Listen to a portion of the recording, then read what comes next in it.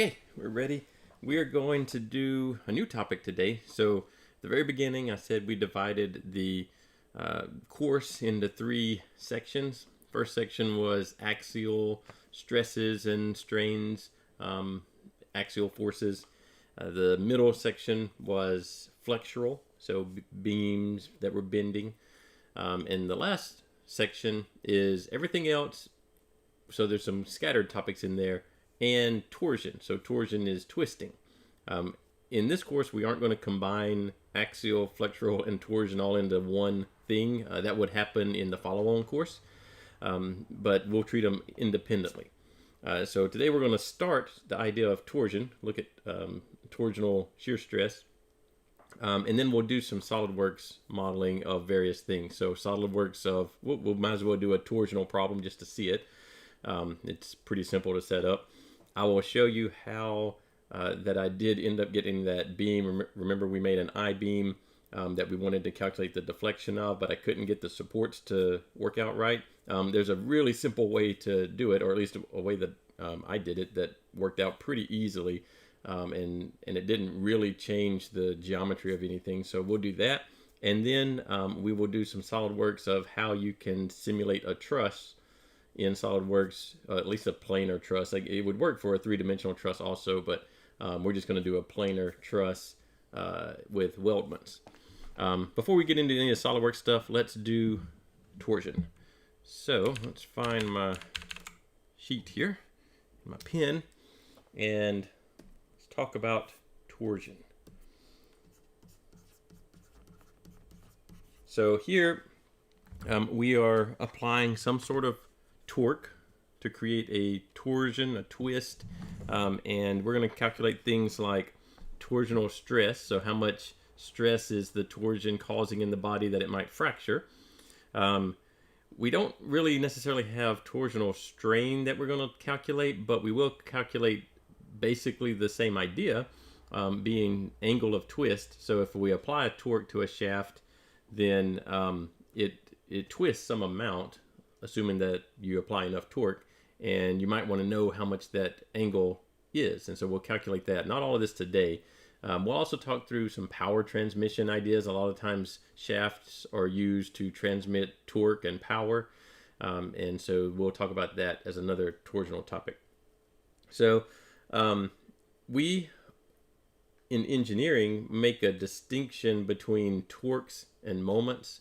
They're really the same thing, but we use the term torque when we're talking about some sort of, there's a shaft involved, and that shaft is either being twisted or it's being spun around, and we usually talk about torque when we talk about that scenario, but we use the word moment when it's not a shaft. So we calculate the internal bending moment in a beam, or we apply a moment to a frame or something like that, and we use those as 2 different terms. They're really the same thing. They're both torques, but in engineering, a lot of times we'll make the distinction and keep torque really confined to there's a shaft involved, usually a circular shaft. It doesn't have to be circular. It could have a different cross section, but for something, particularly the equations we're going to use today, we are assuming that they are circular. They could be solid or they could be hollow, but it's a circle for the cross section.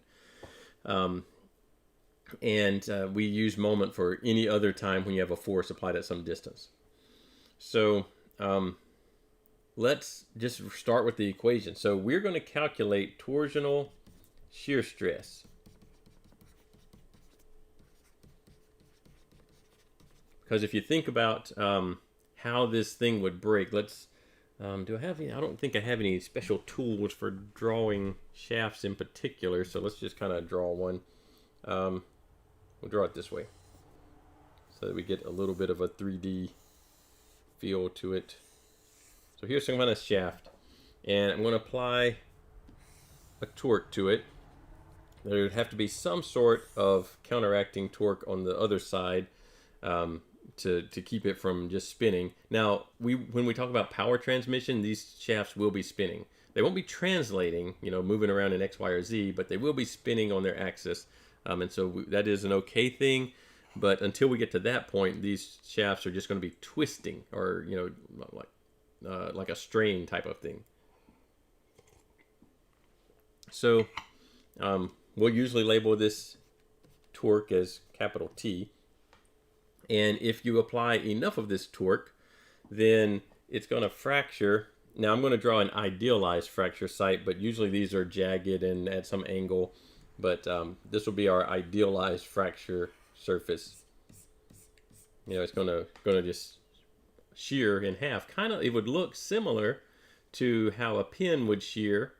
If it's in some kind of pin joint and you pull on it hard enough and it shears the pin, it would look similar to that. It would be different because it would be a torque that created the shear failure versus just a direct force that creates the shear failure. But it's going to be the same idea as before, where the force, or in this case torque, creating the failure is not perpendicular to the surface, and so that creates a shear stress. And so that means that when we calculate these things, we're comparing them to materials' shear strengths. And let's look at one of our charts for shear strength just to remind. Let's see, where do I have one? Here, here. Let's rotate it around right side up. So remember, we have a list of whole kinds of materials. And we have elastic strength and ultimate strength. Those two sets talk about elastic strength is also called yield strength, and it is where we normally want our parts to operate is underneath this yielding strength. If the stress in the part exceeds the yield strength, then it has permanently deformed somehow. Even if it didn't break, it's permanently changed its shape. So, and that's typically not what we want to happen. And then underneath each of these, elastic and ultimate, we have tension, compression, and shear. And so we are in the shear column over here. For a bunch of these materials, it's empty.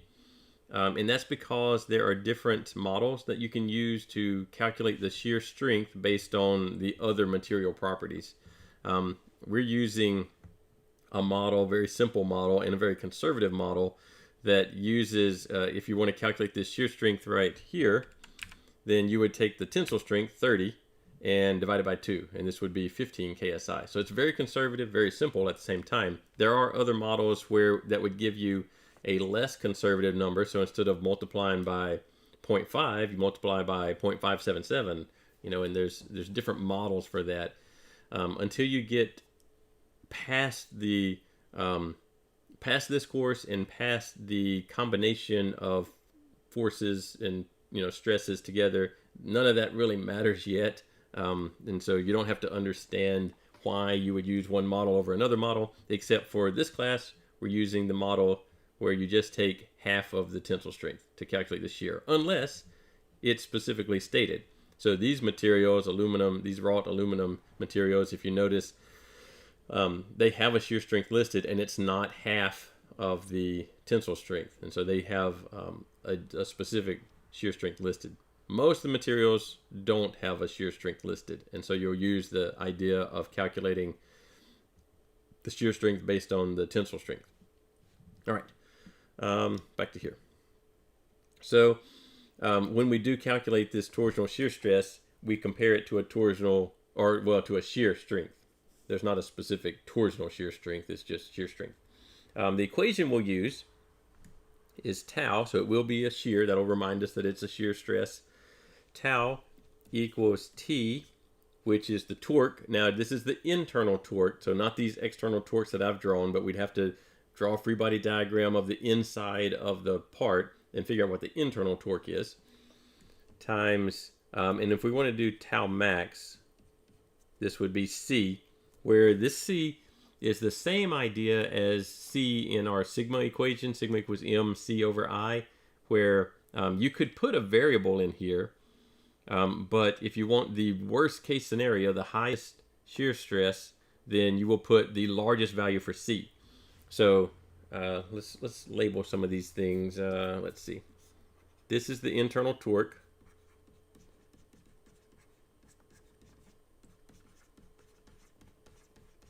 And C is the outer radius.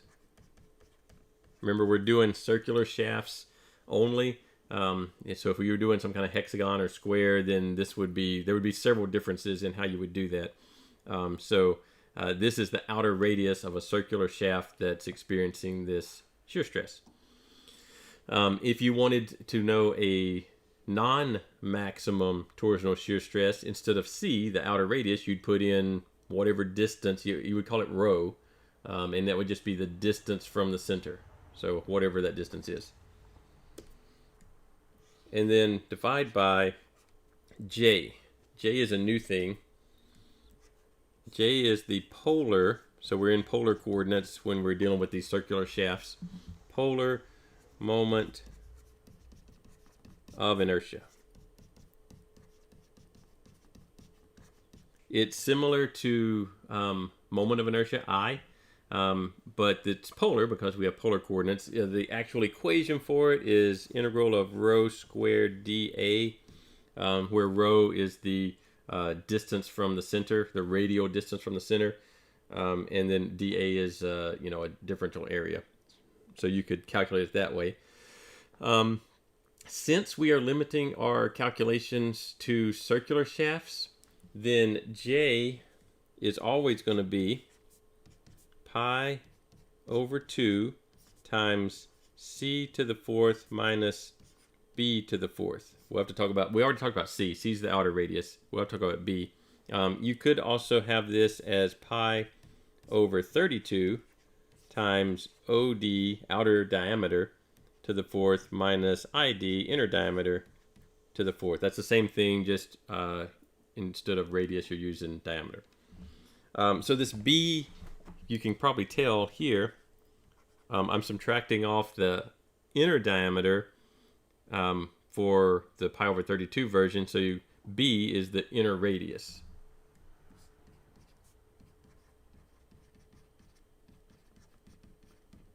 And C, like we already said, is the outer radius. So if you have a solid shaft, B is just 0, and the equation is pi over 2 C to the fourth, or pi over 32 outer diameter to the fourth. But if you have a hollow shaft, then you have to subtract away the missing material in the center of the shaft. So this is always going to be our equation, but it is only good for circular shafts, solid and hollow.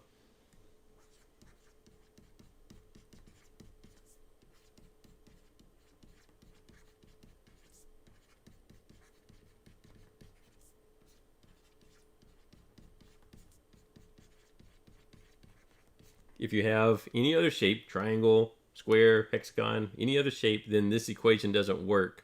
And you'd have to go back to the rho squared, integral of rho squared dA, or find a chart with the polar moment of inertia for that particular shape. Like I said, there's not just calculation reasons, but there are other reasons you wouldn't necessarily want a prismatic shaft with torque on it, because it has the corners somehow. They might not be right angle corners, but if it was really extreme like a triangle, then it's got very acute corners, and that's going to create stress concentrations that will make it fail even earlier than what you would expect. So typically these shafts are circular if they're transmitting any kind of torque or power. They might have ends on them that are toothed in some way or shaped in some way that they can grab onto a pulley or a drive input piece of equipment somehow. So there might be pieces of the shaft that are not circular, but the part transmitting the torque is usually a circle. It might be a hollow or solid. And then the ends are usually beefed up, so they're bigger, and then they might have some features on them that are not circular, just to allow for torque transfer.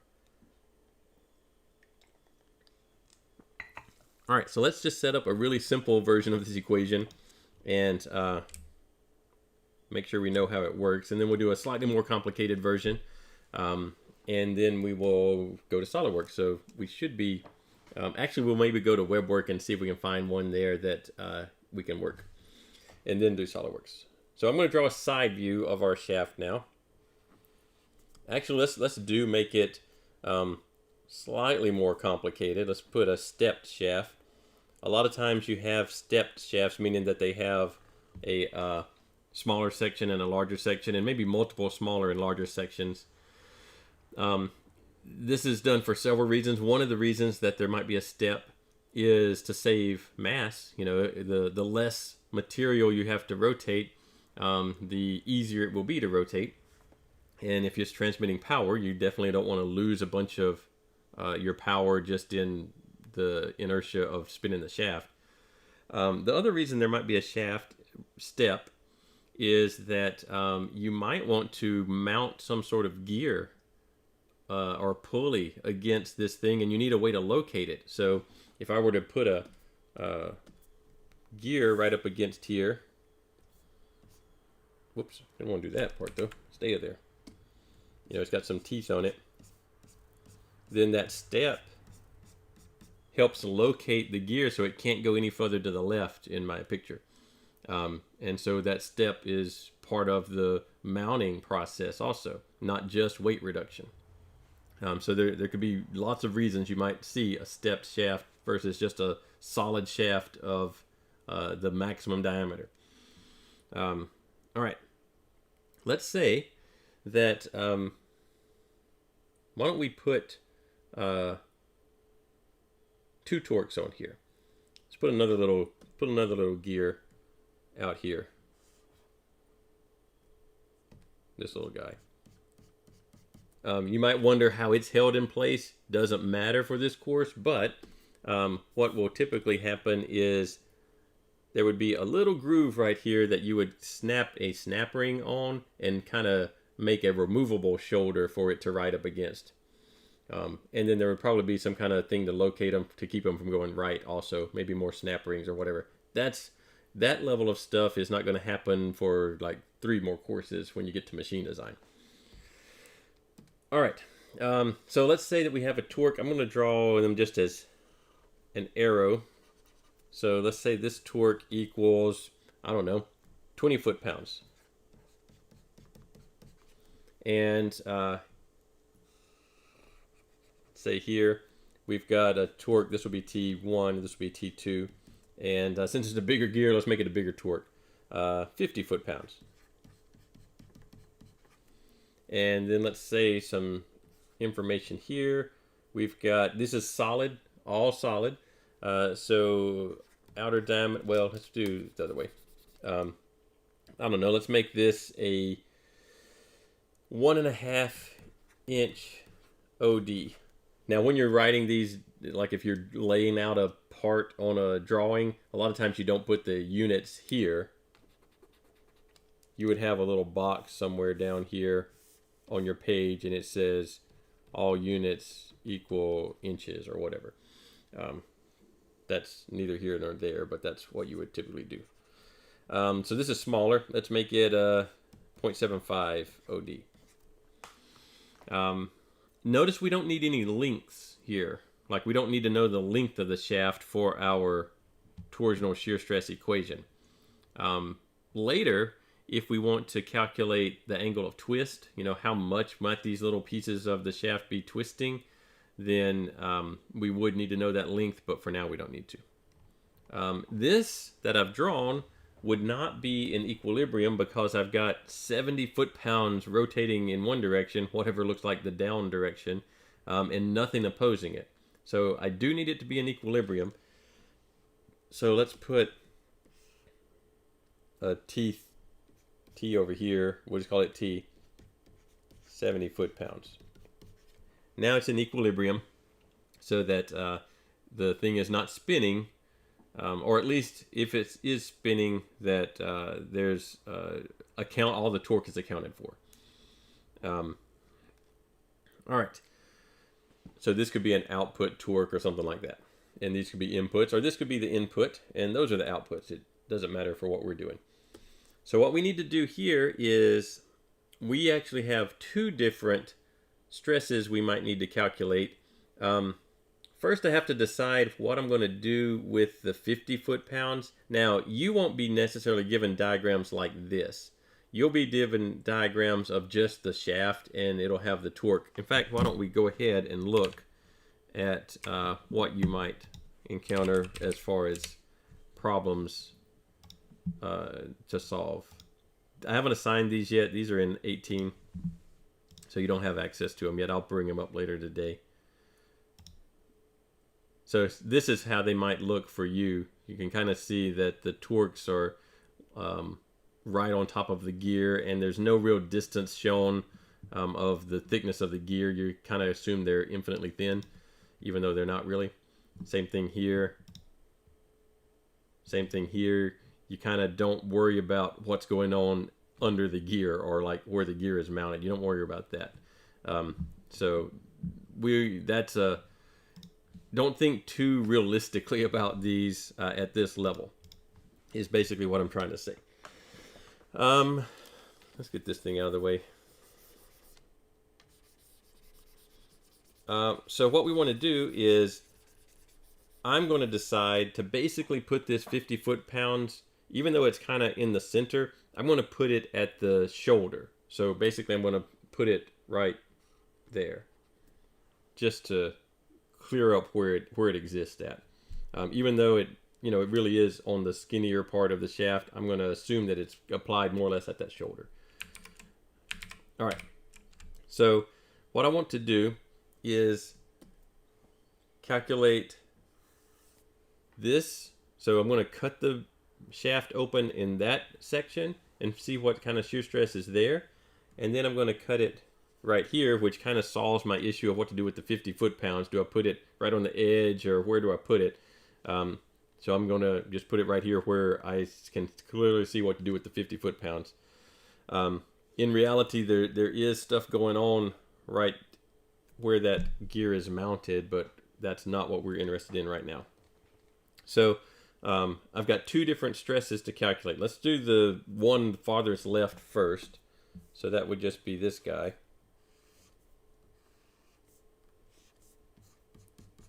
So I've got a torque that I can see right here. This is either the input or output torque, I don't know, but I know that it's T equals 70 foot-pounds. And that means that inside this, I have to have T, let's not call it T2 because that's actually an external torque. Let's call it T, we'll just do 3. And for this little piece to be in equilibrium, this has to be 70 foot-pounds. Now, is it 70 foot-pounds positive or negative? That's kind of up for you to decide, first of all, how to interpret these arrows, because they're just arrows that are representing torques. And generally, there's not going to be a direction that says if it's positive or negative. What you can do is there is a right-hand rule type of thing where you can figure out the vector direction of a torque by curling your fingers, like take your right hand, curl your fingers in the direction the torque is trying to go. So this T3 looks to me like it would do this way. It's probably mirrored for what you're seeing, but it would go this way, which your thumb then points out in the direction of the vector for that torque, and you figure out, is that a positive or negative? So is that positive or is that positive? You have to decide. Typically, the x-axis is positive when it goes to the right. Now, I don't know what you're seeing on your screen. It might look like I'm going the other direction. But to me, this is right. And that's typically a positive. So the T3 would be the positive, and the one labeled T would be going this way with the x-axis, the thumb pointing in what's typically the negative x-axis direction. So it would be the negative one. It doesn't really matter as long as you make a distinction between which ones are positive and which ones are negative. That's why I've kind of drawn these as just arrows, and you can easily tell them apart. Sometimes it gets harder to tell them apart when they're, when they're drawn as the arcs in kind of a 3D setting. Sometimes it's hard to, I don't know, people get confused on visualizing that sometimes. I'm going to call this internal T3 a positive. Again, it doesn't matter when you're calculating shear. If you shear in one direction or the other direction, it's all the same. It's not the same as like a pulling on something and a pushing on something being in opposite directions. the material doesn't experience a difference shearing one way or another. All right, so T, we'll call this for T1. It doesn't matter. It's the T for section 1 equals T3 in this case. Maybe I should call that T. This is not T though. This is tau. T3 times the C, so the outer radius of section 1. So I'm calling this this piece section 1.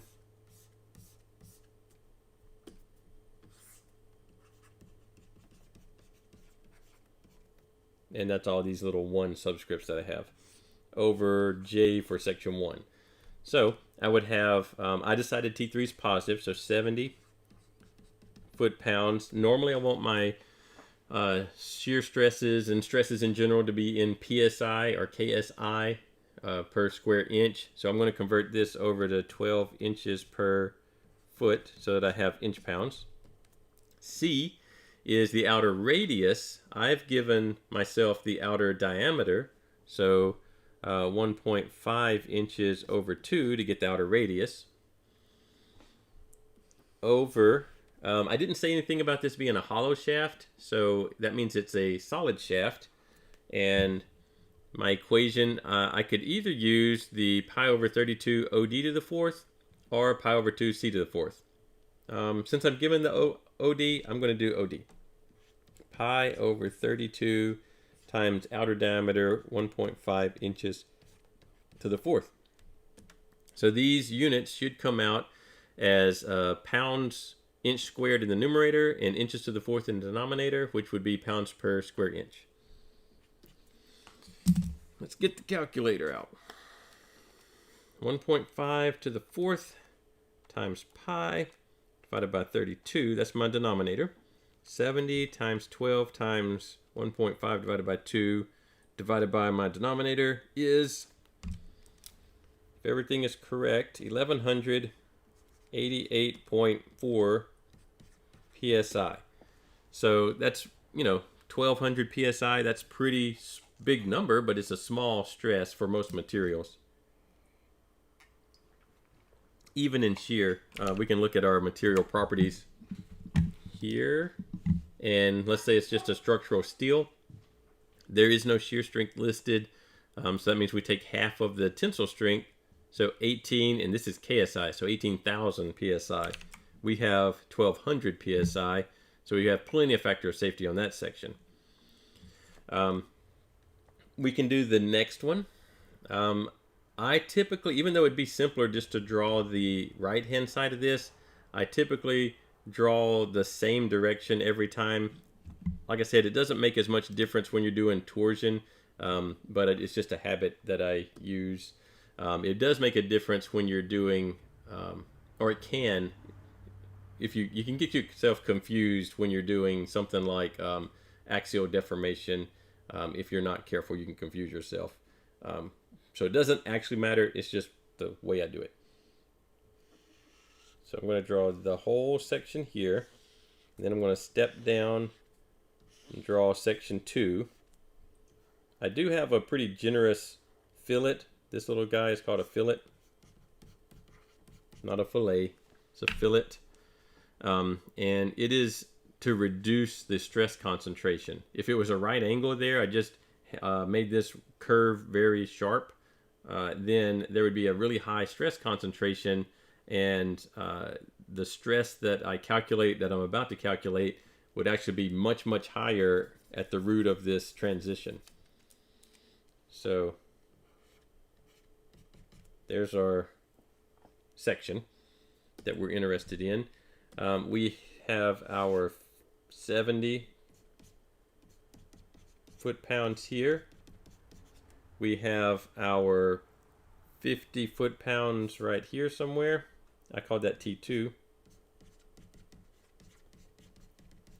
And then here, I need another 20 to put this in equilibrium. And it needs to go down. So I've got 70 going up. I need 70 going down. So this I'll call T4.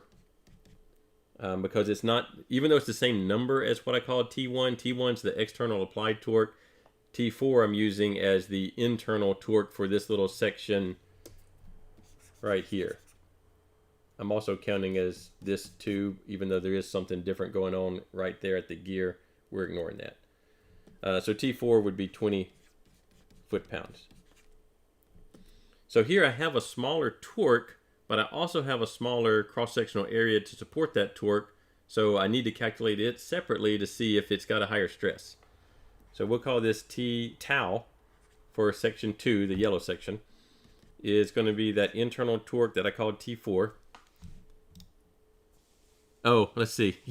Let me check. It is totally possible that I put the numbers in some way weirdly. You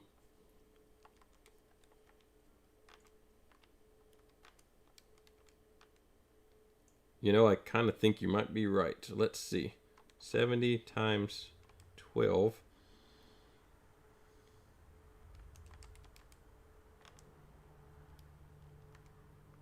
Oh, good grief. All right. 1.5 to the 4th power times pi divided by 32. I think that denominator is different than what I got the first time. I don't have it saved in my calculator to see what I did though. Yep, you're right. So this number is different. 1267.6 is still not a large number compared to the strength of the material, but it is different. I had a different number for the denominator. I'm not exactly sure. I don't have it saved, but I did get that 1268.6 psi for the tau one. So I'm glad y'all are following along, putting the numbers in as we go, because I don't always put them in correctly. All right, T4, that's the internal torque in section 2, which I colored yellow, times C for, I didn't give it a number, but that's section 2, so I'll call it section 2, C2. And it's also solid, or at least I didn't say it was hollow, so pi over 32. The outer diameter for this section is 0.75 inches. Oh, I'm going to substitute them in. So this is just J, and then we'll substitute it in. All right, so T4 is 20 foot-pounds converted to inch-pounds, multiplied by the outer radius, so over the polar moment of inertia for this section.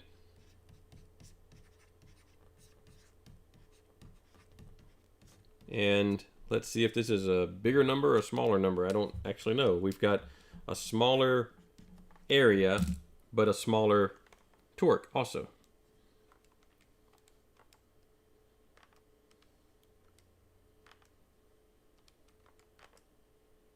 Oh, wow.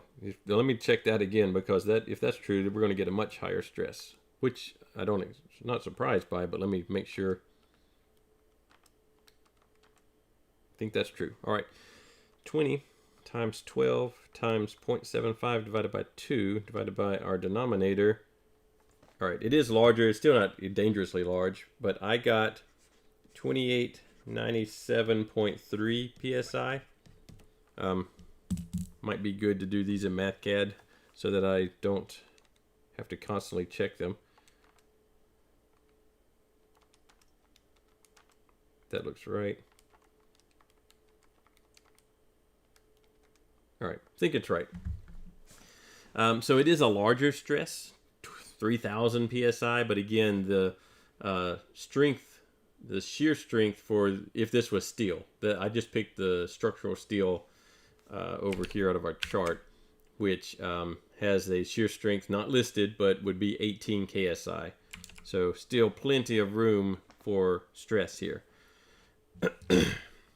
Now, like I said, this fillet, the size of it, how small it is or large it is, will the smaller this fillet is, will raise this stress to a larger value, and it shouldn't be able to raise it to the point that it gets above 18,000 psi, but it could multiply it, 2 or 3 times if it's a very sharp corner. All right. why don't we find us a webwork problem. These should be in the optional 3. I don't know if I've opened optional 3 yet for y'all or not. No, it's closed. So let's see if we can. Here's one. This one is more just calculating the torques in the different sections, so it's not actually doing the shear stress in the sections. So that's you need to be able to do this. In fact, this one talks about an idea of a torque diagram. That may not be bad. Let's do this one just so you see how a torque diagram looks. Even though this doesn't calculate shear stress or anything like that.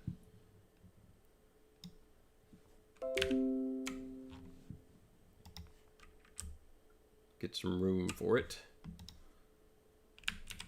All right. So what you do, or one way to do this, there's a lot of different ways. It is a simple problem.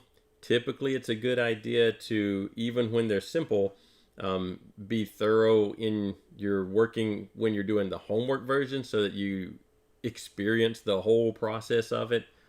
Even if some of it seems very simplified, like what we did with drawing this free body diagram here is pretty simple, but just the repetitiveness of it is useful usually.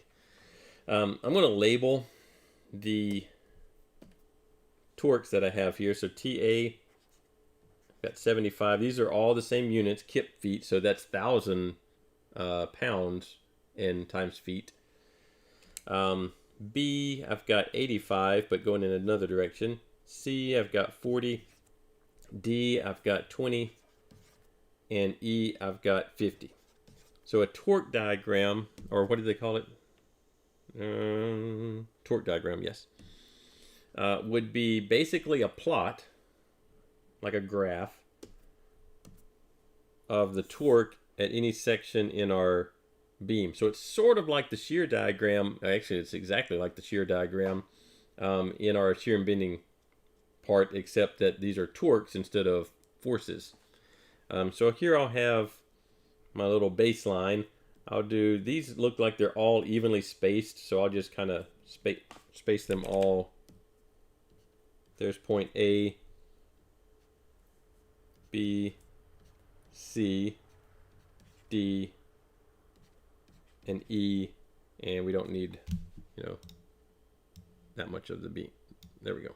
We could have made it larger, I suppose, but wait. A, B, C. Oh. That's going to work. All right. So the idea is that you start at 0, and then in here I've got a 75, and I can call this one up or down, clockwise or counterclockwise. To me, I read that arrow as pretty much going up, so I'm going to call that the positive one. Although, if I were using my right-hand rule, then I would curl my fingers in the direction that that arrow is going, and that would give me what would normally be a negative value. So I could totally be on board with you calling this 75 negative 75 kip feet. As long as you call the 75, 40, and 20 a different sign from the 85 and 50, it's all okay. So 75, let's just count by 20s. That's probably reasonable. So let's give us a y-axis here. And this would be 20, 40, 60. Got negative 20, negative 40, negative 60. All right, so we start at 0. Like I said, I'm going to call this positive. Well, I've got to draw more on my line here, don't I? Need to go up to 80. That's annoying that it's in the way. There we go. Go up to there. So we need to go up to 80 because the first thing that happens is I go to 75. And then it stays at 75. So all of section AB is 75,000 foot-pounds. And then I go down 85. So I'm going down to here. So 75, I'm going to add all this in my calculator, keep track of it. So I'm at -10. And so section BC has, if I were to draw a free body diagram through here, I would calculate that it's got -10 or +10 if you were counting these the opposite of what I'm counting them. It shouldn't have gone back up to C though, or it shouldn't, at C it should not necessarily have gone up to 0. We have to see what it's going to do. So I add 40, so it does go up. So I'm at -10, add 40, I'm at 30, so that's right here. And again, this could be -30 if you've interpreted these backwards from what I did. For all of section CD, it stays at 30, and then it goes up 20 more to 50. And then for all of section DE, it stays at 50. And then at E, there's a opposite 50, so I'm counting that as the -1. And this is the torque diagram for the torque at any point in this shaft. So that's what they mean by torque diagram. It's the same thing as a shear diagram for shear and bending, except that it's tracking torques instead of forces. And so you can kind of see the worst section, or at least if these are all the same diameter, same material, same diameter, then section AB has the most torque that it has to support, so it's the most likely to fail, assuming everything else is equal. And so our answers here, AB would be 75. Oh, let's see if it tells us designate the, this one just says put them all in as positive numbers. Don't even bother with negative. So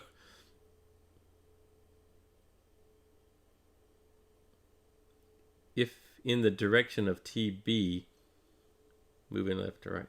Oh, okay. No, it says that the downward ones are negative. So it's trying to say this would be 75, this would be -10, this would be, oh no, actually they'd all be backwards from that, I think.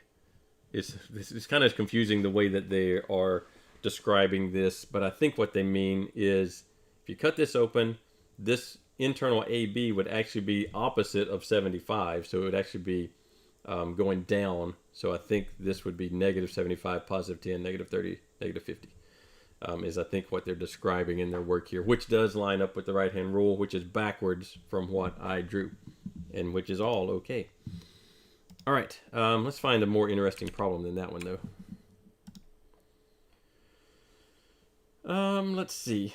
This one's talking about torques, and there is a shear stress and a maximum shear stress. That's kind of interesting, but let's see if we can find something better. All right, this one's interesting, but it does have the angle of twist in there, so we haven't talked about that. But this one, these first two parts will be useful. So let's do this problem, or at least the first two parts of this one. And then we'll go to SolidWorks. So we're only going to do these two parts.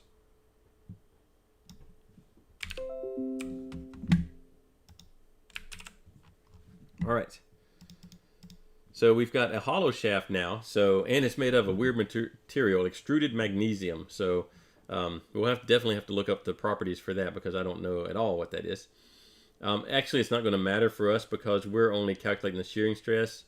The magnesium part would matter if we were calculating the angle of twist, because we'd need to know material properties. All right. So why don't we draw our little cross section? I'm going to draw it as a circle, or as two circles actually.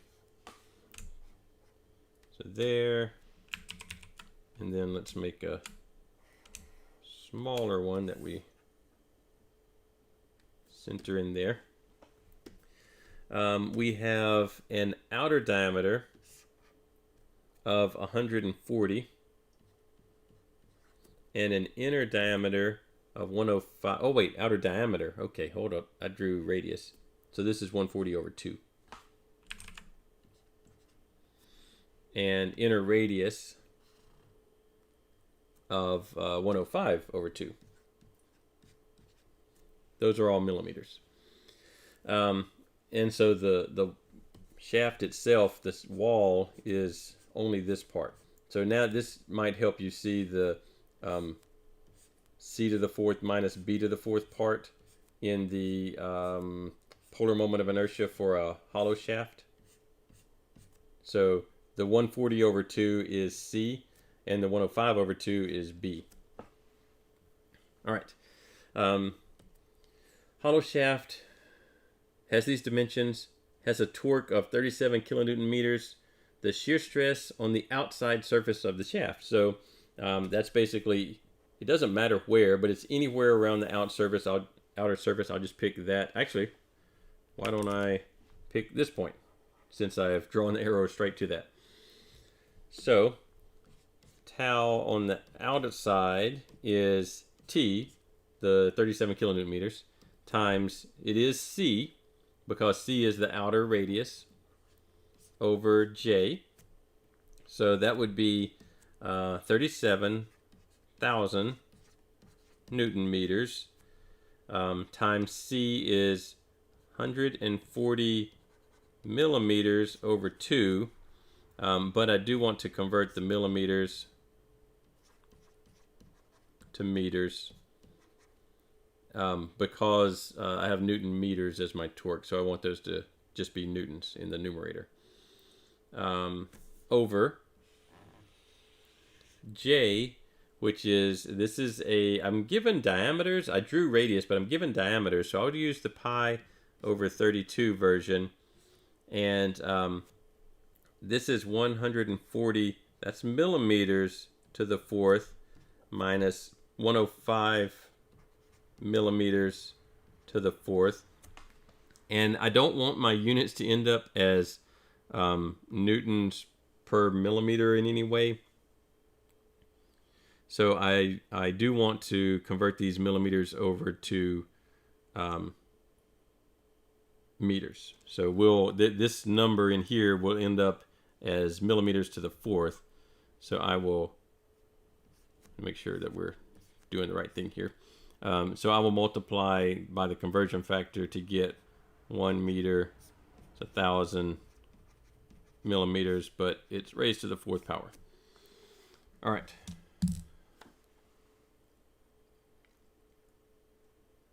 That should work. Now I'll have Newton meters squared in the numerator and meters to the fourth in the denominator, which will overall give me newtons per meter squared, which is a Pascal. All right, let's see if we can get all this going. 140 to the fourth minus 105 to the fourth. Convert that over to meters to the fourth by dividing by 1,000 a bunch of times. Multiply by pi, divide by 32. That's our denominator. 3,700 Newton meters times 70, 140 divided by 2, divided by 1,000 to convert it to meters, divided by my denominator is big giant number. Let's see if I can get it all written down. There's 2 zeros, 459, 183.4 newtons per meter squared. So that's 100.46 megapascals. So that's the worst case, because that's the largest value of C I can put in there. When I go to calculate the other one, shear stress on the inside surface, everything will be the same, except instead of C, I'll have B, which is a smaller number in the numerator. We'll make this smaller. So 100 megapascals, that seems pretty big, but it's not going to be too bad. Let's check it out against, well, it was actually, what was that material? Magnesium? Extruded magnesium. So let's see where that even is. Here it is. 240 is the tensile strength. It does not have a shear strength listed, so that would be 120. So we're actually pretty close. You know, we were at 100 megapascals. These units are megapascals, by the way. And so the shear strength would be 120 megapascals, so we do not have a large factor of safety. 120 divided by this is 1.19 factor of safety. So that's not a lot. All right. Just for completeness, well, let's make sure that we actually got this right. web work. Check our correct answers. 100.45, is that what we had? 459. Yeah, that's what we had. Inside surface, like I said, the only difference will be instead of 140 over 2, we will put in 105 over 2. So everything else stays the same. In fact, we could just scale the number by the ratio of 140 to 105, but or 105 to 140. But let's plug it all in. So how on the inner surface, so right here, and it doesn't matter, you know, where on the inner surface we put that, it's all the same, would equal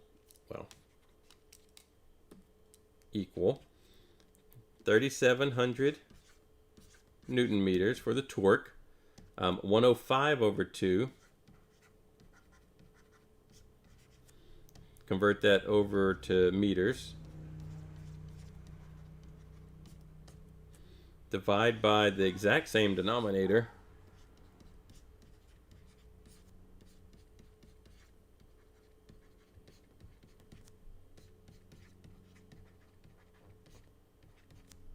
and convert it over to meters to the fourth. And whatever this comes out to be should be smaller, and it would be the stress on the inner surface. So let's see if we can get that.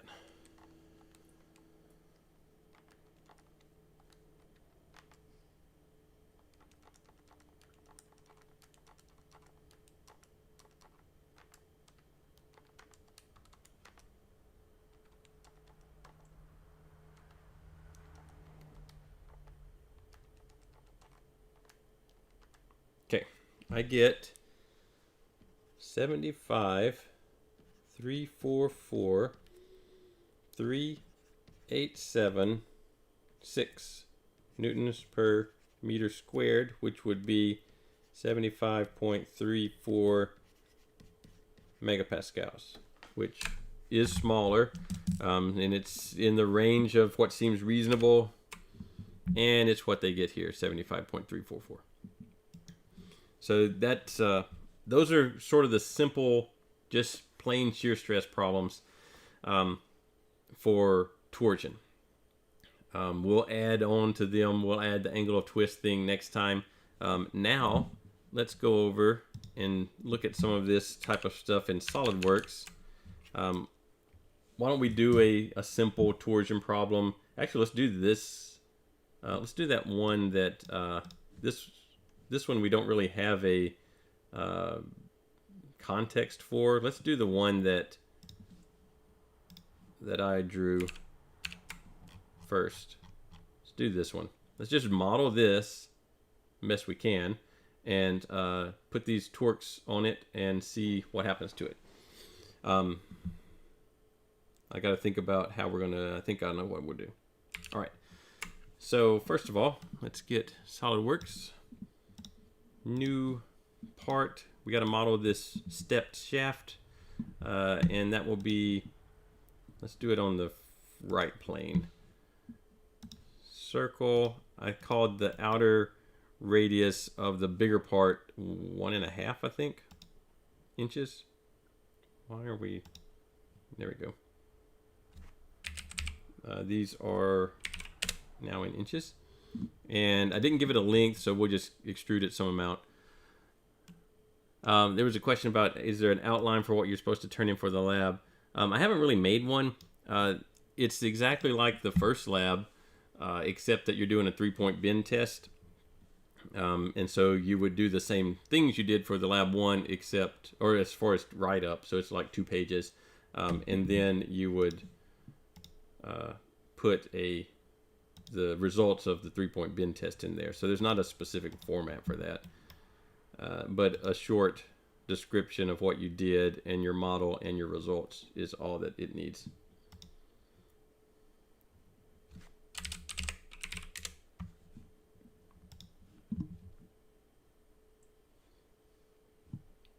That looks fine. We do have that fillet right here, so I'm just going to add a random fillet. Not random, we'll pick some. That's 1/10 of an inch. That's a pretty generous fillet, we'll leave that.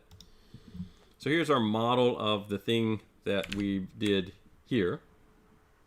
more or less. Now we need to apply a material to it. Let's just pick plain carbon steel. There we go. And then we will go to simulation, new study. We'll just do a static study. And it has a check mark saying that it's ready as far as material properties go. Fixtures. So how I fixed it here was I just put 70 foot-pounds as a reaction here. In this one, I'll just make this, well, a fixed geometry on that surface.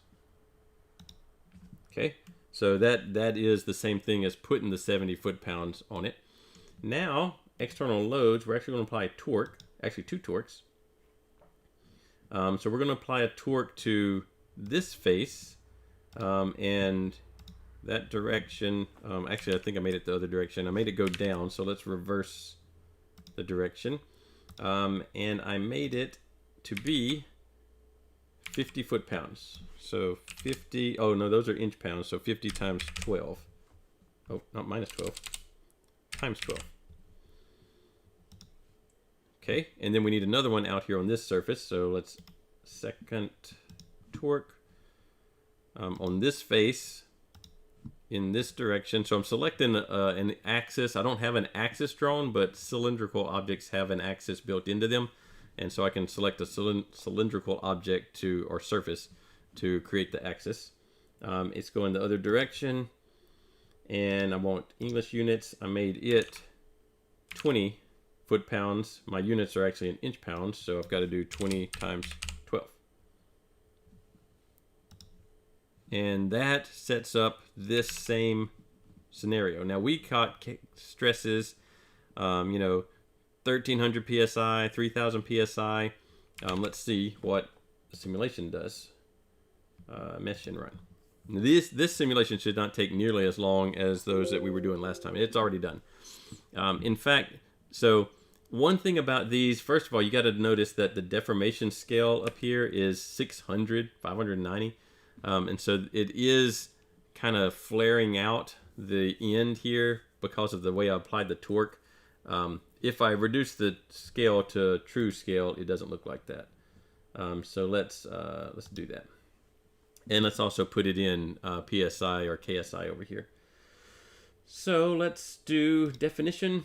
I'm going to do true scale, and I want the von Mises stress in KSI. Well, let's do PSI, since I did PSI on mine. Okay, so I've got this teal-ish color for the section 1, which is somewhere in here, I guess. I could actually go probe it and see what that stress is.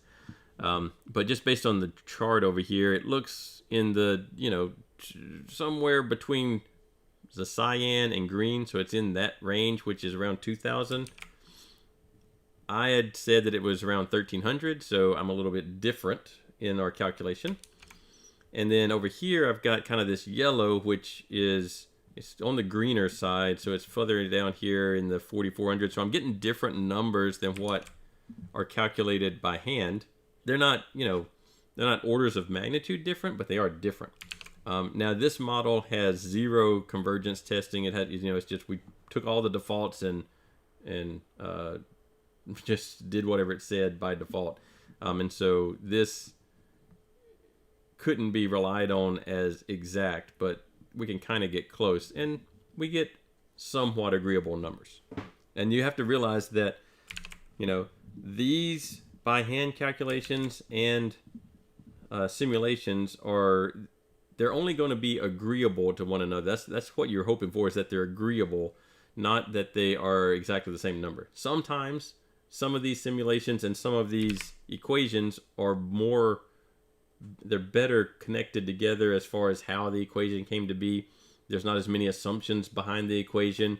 You know, these are average values in here, and the simulation and the equations do agree better. But typically, the equations in this course in particular are they're very simplified. So they are average out stresses. They only work in certain cases and things like that. So don't be surprised if you run a simulation on something and you get a different number. What you're looking for is that did you get, you do the hand calculations kind of as a first approximation, and then did you get anywhere near similar numbers in your simulation? And we did. They're not exactly the same, but they are similar. And we could go in and find better numbers, you know, if we went and probed around in here and got what these values are. But that was how you could do a torque simulation. Now, let's go back to a new part. Let's show how to do that beam that we tried to do last time. I'm not going to go get the exact same cross section. Let's just take a, well, we can make it an I-beam, I suppose, but we're not going to do anything other than kind of guess what it looks like.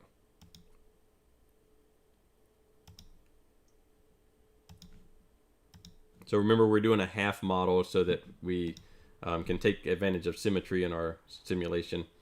And then we're going to extrude this guy out, I don't know, 12 feet.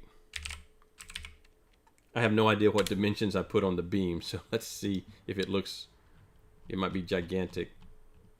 No, that looks reasonable size cross section. That looks reasonable. All right, so the trick that I used to create the constraints to hold this in place. Last time I actually built some little supports to use, but I'm going to build them into the beam. And one of the constraints that we can apply in SolidWorks is a hinge, and that works a lot like a pin in the motion that it provides for.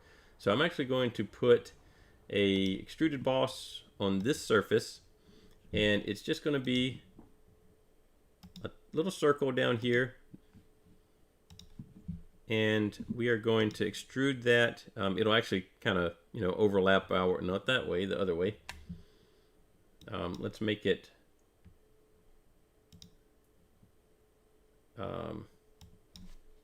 negative, I don't know how, 6 maybe? No. Let's see. So right in there, we just need that, whoops. We just need that circular surface to define the hinge. We'll merge the results. So it'll be part of our beam, but now we've got this little hinge that we can use as a support. Let's apply a material. Let's just use that plain carbon steel. I do want to put a split line on here somewhere so that we can apply the roller.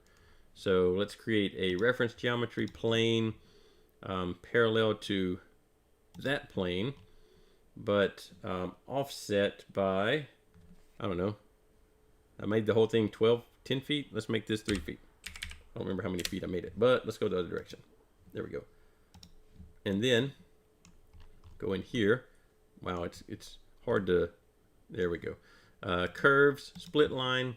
It's automatically selected the plane, and then I'm going to pick the bottom there. And I've got a little line that I'll be able to reference later on. All right, so there's our half of an I-beam. We're going to go to simulation, new study, static again. We've already got the check mark for the material working. These connections, I haven't been using these. So these connections have things like spring, pin, bolt, bearing, all that. These are more like you have modeled the thing. So you modeled a pin and you want to make it act like a pin. We are using what are called fixtures because they're sort of like virtual connections. So I am going to do a hinge, and you can kind of see a little preview of what it does. And what it needs is it needs a cylindrical surface as the hinge. So now I have a cylinder and I can just apply that as the hinge.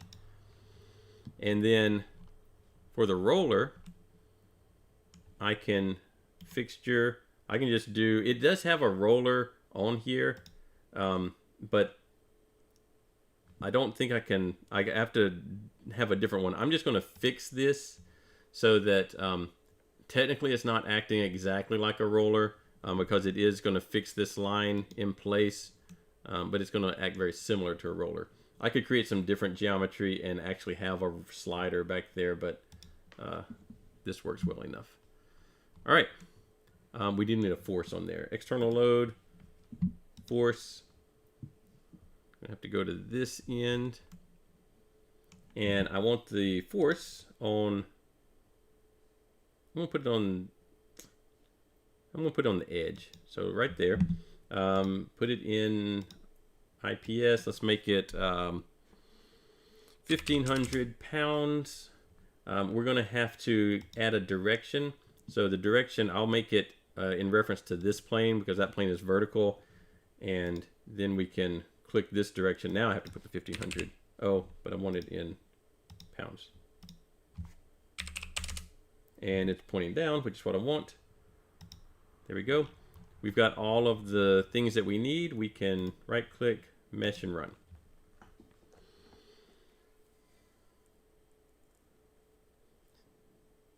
Oh, so let's not do this. Let's reduce. Oh, and I forgot to make it a symmetric model. Let's actually change that up. Let's go to external fixtures, advanced fixtures, and use symmetry. I forgot to apply the symmetry on this face so that I actually have an I-beam instead of a channel beam.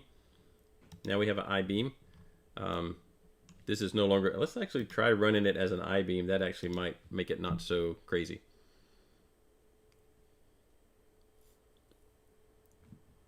I'm not going to use the model. But there, you can kind of see that shape that we were calculating. Let's see if I can get it the right direction. There's sort of that shape that we had when we were looking at this type of beam and graphing it, or well, plotting it. We can go in and do the displacement plot, and we could animate that and see what it looks like. Slow it down some. If it's too, if you like the animation to be more smooth, stop the animation and add, more frames to it, and then restart it, and it'll. You've got to calculate them all. Plus, I slowed it down so we can speed it back up, and it's a smoother animation at that point. And that looks, kind of realistic for what we would want it to expect it to do. There's a little bit of weirdness over here where it's not hinging quite the way I would want it to. But it's okay. It's still acting not quite like a pin would. We could probe this and pick one of the lines on it somewhere. Probe on a selected entity. Let's pick one of the top ones. That's fine. Update the plot. So here's one of those I was telling you about. Sometimes, actually, this might. Those are millimeters. That looks kind of weird. If we rearrange it so that the X sort by the X values, well, that's just what it's going to do. I think it's backwards though, so we need to flip it. So there it is. It's upside down, but at least I think it's. I think this is the cantilever section, and this is the simply supported section, but it's showing it upside down, which we could. Oh, you know why? Let's check that. Let's add a displacement plot, and let's specify that it's only giving us the Y direction. So instead of a resultant, let's only ask for the Y displacement, and let's ask for it in inches. No, I like the automatic one. Now when we probe it, look, it's all red too. It's saying that it's we put too much force on it. Probe one of those lines. Oh, on a selected entity, that line. Update, range, plot, flip. Got to flip it around. There it goes. And now it's giving us what we expect. It's exaggerated, but then again, it's saying that it deflects 14 inches, which, we put 1,500 pounds out on the end of a beam like this with a 3 3-foot cantilevered section here, then yeah, that's gonna deflect a lot, and it probably is going to create too much stress somewhere. So you can do these. This part right here is still not quite right though, so that hinge is not quite behaving exactly the way I want it to, probably because I don't have this working as a roller over here. If this roller was allowed to roll left and right, then this hinge could probably do what it's supposed to do. So it would be better to have that as a roller. All right. Last thing, let's make new thing. Let's say that you want to analyze a truss. So you want to do a static analysis on a planar truss. Let's go into, first let's do a sketch. So we don't want to extrude it first. We want to do a sketch. And we're going to sketch out let's do it on the front plane, the members. It's kind of like you would be drawing it, went to a crazy view, drawing it on paper. And I'm just going to pick some random shape here, I don't know. Now one thing about these trusses is, let's say that you have a truss where the bottom is all collinear.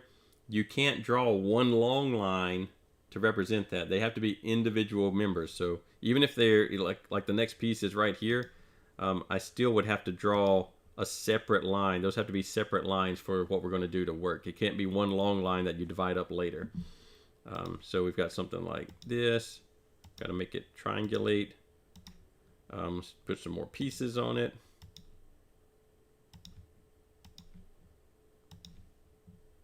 I'm just kind of, I don't know. That's fine. Let's put some kind of dimension so we have something reasonable here. These are, yeah, this is like 1.2 inches. Let's make it 3 feet. Let's make that one 5 feet. Another 3 feet here. And then let's make it 4 feet tall. All right, it's all black, so it's all defined. All right, so it's just a sketch though. We aren't extruding this. Now we go, you do have to have everything triangulated, so you can't have anything that is like box. So like if we eliminated that, it wouldn't work right. It wouldn't be a truss then. So you go to weldments. I don't know if you might have to add in weldments or if it's already built as one of the ones that automatically loads, but if you have to add it in, then add that in. And you go to structural member. And what this is what shape are the pieces, what's the cross section of all the pieces that you're going to use. I'm going to create all of these as the same cross section. You can mix them into different cross sections if you want to, but I'm just going to make them all, this looks fine. It's ANSI, so that's American unit of sizing. Square tube, you've got others, rectangular, C-channel, S-section, I-beam, stuff like that. So this is a 2 by 2 inch rectangular square tube with a 1/4 inch wall thickness. So that sounds good to me. So now this groups, I pick all of the pieces in our truss that have this cross section. My entire truss is going to have this cross section, but I need to do it in kind of groups. So I'm going to group them as the outer pieces as one group and the inner pieces as another group. So here, and you'll kind of see in a minute, it'll preview that, so you can kind of see it's previewing the shape. All right, there's my outer group. I'm going to add a new group now, and I'm going to pick the inner pieces and check that that looks good to me. So there, now I've got a 3-dimensional truss. You can add more things. You can add gussets and all that kind of stuff, which are like little reinforcements for the corners. I'm not going to do any of that part. So here's my truss. I need to specify a material. I have a cross section, but no actual material. So let's make it our favorite plain carbon steel. And then let's go to simulate it. We're done with building the truss unless you want a 3-dimensional truss. Simulate, new study. We're just going to do a static study. We're going to get a lot of little ball-shaped spheres. These are the actual joints. Remember, trusses are members and joints connected together. So these joints are, now I don't like the way that one, you know, it kind of created 2 separate joints there, but we'll deal with it. So fixtures, I'm going to fix this joint and then this joint. So we'll fix those two. And then external loads, we'll put a force on this joint in this vertical direction. I'll put English units. I want a force. It's going the opposite direction. I made this, it's kind of a 3-5-3, so it's, pretty big truss, and it's 1/4 inch wall thickness, 2x2 tube. Let's put 1,000 pounds on it. Okay, so we have fixtures, we have material properties, we have loads, mesh and run. It doesn't take very long. And there's our stresses on each of the truss members. And you can do all the same stuff. You can look at the stress. You can change it to it's in pascals to start with, but you can change it to whatever units you want in the chart options.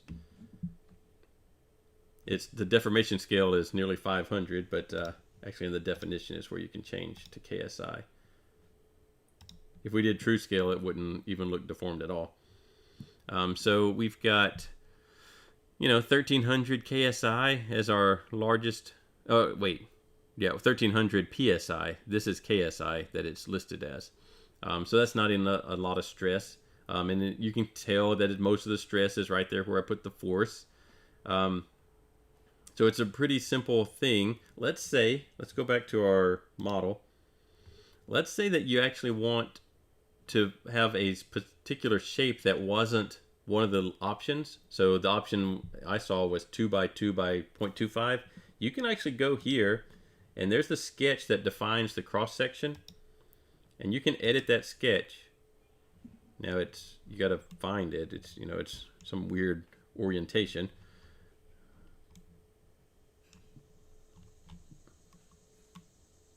All right, and let's just say we want a round. We're just going to make this out of a solid steel rod. So we could change the cross section to that. Erase all this other stuff. Yes. I was erasing some dimensions.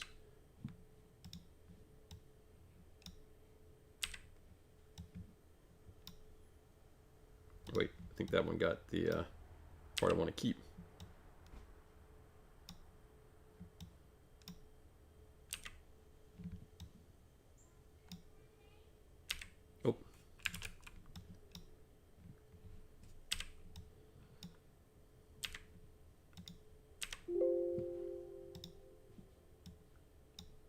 All right, I think we've got everything. That one, oh, I think it's that reference line is what that is. All right, it would have been fine to leave it there. So now I've just got a circle, and it automatically updates my truss to have that cross section. And so you can make any cross section that you want. Oh, that's not telling me much, is it? There we go. Upside down, but that's fine. And then we can go back to our study, which is down here. It broke our study because it has a different cross section now. It also fixed our joint. Actually, that was the other way, wasn't it? Where we had two joints here before, now they can actually meet together to have one nice joint. The angles and dimensions that I had before, it couldn't really figure out how to make that meet at a certain spot. And it broke our force here somehow, so we'd have to fix that. But so you can make it have any cross section you want. Kind of want to put a new force on here and simulate it. So we're going to pick the joint here in that direction. Units, well, let's go force, and then units here. I think I put 1,000 pounds on there, but I want it to go down, so let's reverse it there. And we need to remesh it because all the old geometry was erased. and we'll make some new geometry. And it's very different looking. We made it much thinner. Doesn't have as much moment of inertia as it had before. Our stresses aren't, oh yeah, they're still in KSI. Our stresses aren't all that high, and this deformation scale is nearly 2,000 times what's actually happening. If we put it on true scale, let's see how bad it really is. So yeah, you can hardly tell that it's deformed at all. So you can use this kind of tool when you're working on your truss project to do the simulation for it. You don't have to go in. You can go in and model all the connections as actual bolts and pins and all that kind of stuff and build an assembly of a truss. But you can also use some sketches and weldments to do the same thing much simpler. You don't have to worry about how do these actually interface with one another. The simulation itself will be much shorter if you're not relying on a lot of contact forces between pins and holes and that sort of stuff to simulate it. And it'll give you realistic types of results. All of these don't have to be the same cross section. You can create separate groups for different cross sections, and it'll work that way as well. It's probably fine if you make everything the same cross section like we did here, but this is probably your best way, unless you already know a particular method of going in and creating a simulation of your truss for your project at the end of the quarter. All right, so that covers a lot of stuff today. Torsion and several different examples of things you can do with SolidWorks. On the exams, you don't have to know much at all about the simulation stuff. There will be, on exam 3, there will be a handful, not even a handful, like 2 questions of the content type that have to do with the simulations. So there'll be a few points, but not many at all, that have to do with just answering questions about simulations. And we're not done with them yet. We'll spend more time talking about those in the last third of the quarter. But you won't have to actually do any simulations. You will have to do a simulation of some type in your truss project, and you've had to do lab 1 and lab 2. But they're not on exams at all. All right, I will see y'all Monday. We will do some more torsion. If I've seen some more questions about things, then we'll try to answer those questions. Maybe we'll do some more simulation, although I don't think we have anything coming up soon that needs to be simulated. But if I get some particular questions, I'll run through stuff. All right, I'll see y'all on Monday.